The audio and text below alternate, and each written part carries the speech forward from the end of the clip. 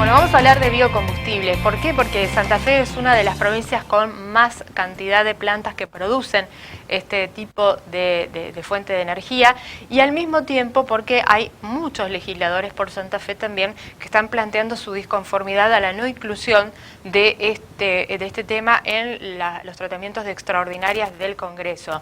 Pero, ¿qué es lo que se va a discutir? ¿En qué consiste esta prórroga? ¿Hay posibilidad de incrementar el corte que hoy por hoy se incorpora a la nafta, por ejemplo, y al gasoil? Vamos a hablar de este tema con uno de los productores de aquí de Santa Fe, Leandro Luqui. ¿Qué tal, Leandro? ¿Cómo le va? Buen día.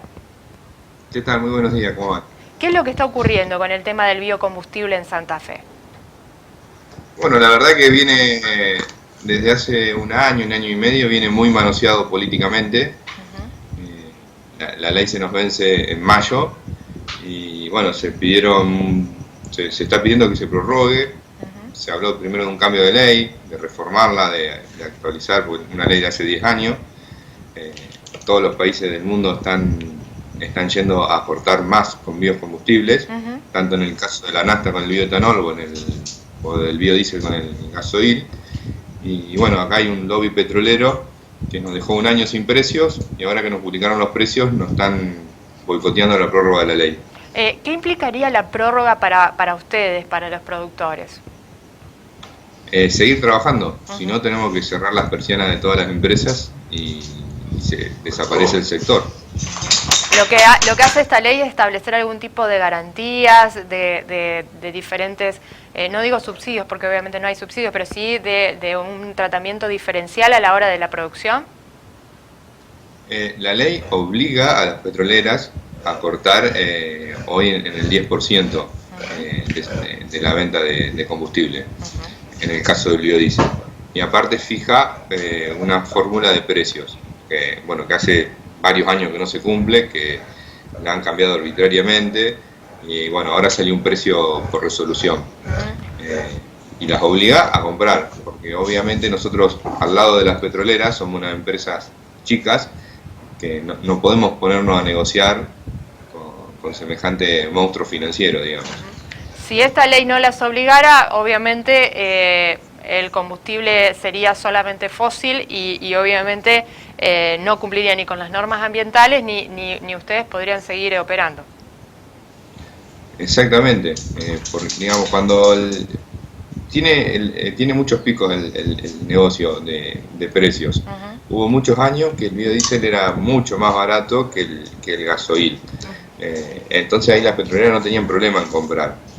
Pero ahora que por una situación de mercado internacional el aceite de soja está muy caro, más una devaluación del peso, ¿no es cierto?, constante, hoy está un poco más caro el biodiesel que el gasoil.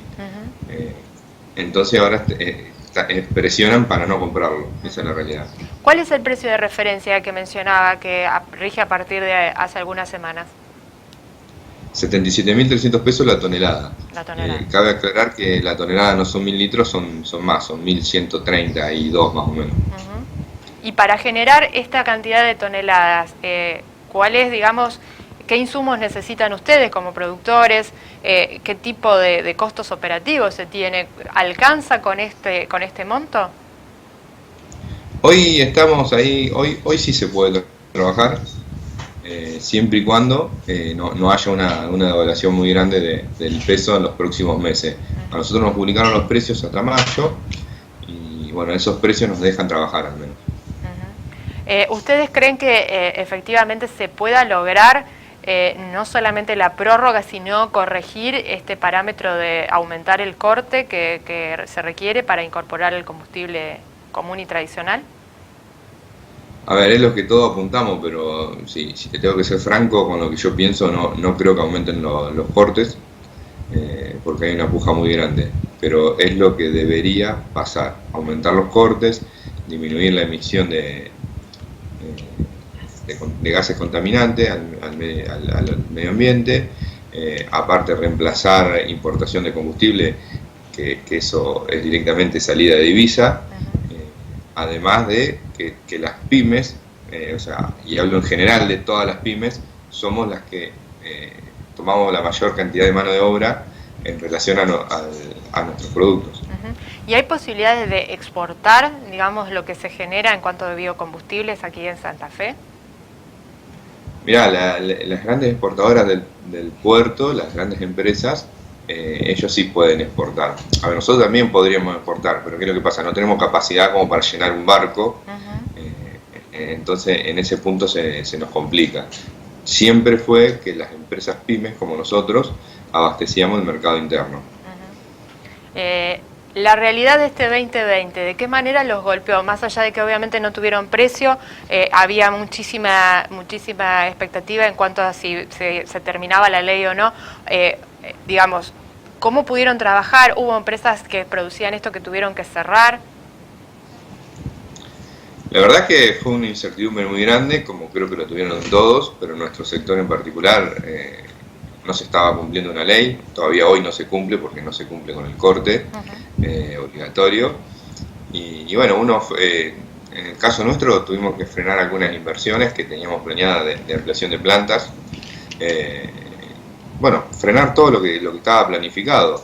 Digamos, generó más una recesión generalizada que cualquier otra cosa, este tipo de políticas de no cumplir las leyes. ¿Ustedes pudieron hablar con los legisladores por Santa Fe a nivel nacional sobre este tema? ¿Qué les han dicho? Hablamos con todos, con legisladores, con diputados, con senadores, con otros políticos, todo lo que es Santa Fe y bueno, Tucumán y Córdoba están muy comprometidos están todos pidiendo la ley que falta en la Cámara Baja, que es, digamos, ahí en la Cámara de Diputados, que Massa en la última sesión del 2020 se comprometió públicamente a decir que se iban a incluir el tratamiento de la prórroga en la primera sesión extraordinaria del 2021, que fue la del 21 de enero, y bueno, ya es conocido que no lo hicieron. No, incluso no está en el temario que amplió el presidente en los últimos días.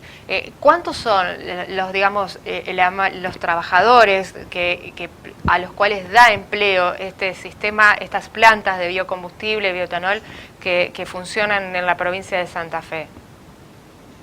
Mira, entre directos e indirectos somos más de 15.000. Claro. Es una fuente laboral muy importante, es una energía que agrega valor, digamos, se agrega valor a lo que es la utilización de los desechos de los granos y obviamente es un aporte muy importante al medio ambiente, más allá de la cuestión, a ustedes los mueve la cuestión netamente comercial, pero estamos hablando de una política medioambiental también.